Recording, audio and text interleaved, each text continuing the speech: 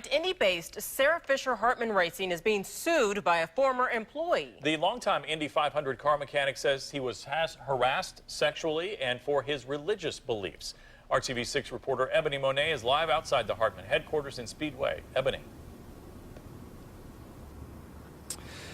I have a copy of the complaint right here. It was filed just a few days ago on behalf of a mechanic who worked for Sarah Fisher Hartman for about a year and a half until he says he was wrongfully fired not long after he spoke out about being harassed.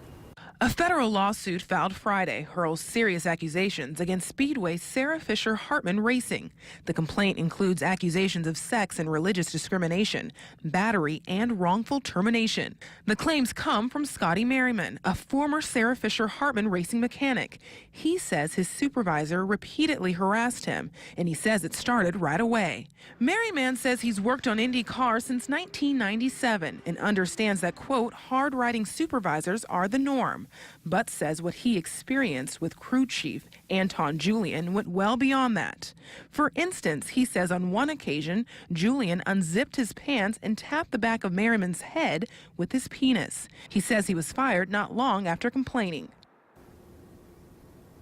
Today, we reached out to Sarah Fisher Hartman Racing, and a spokesperson tells us that the company does not comment on pending litigation. Reporting live in Speedway, Ebony Monet, RTV6.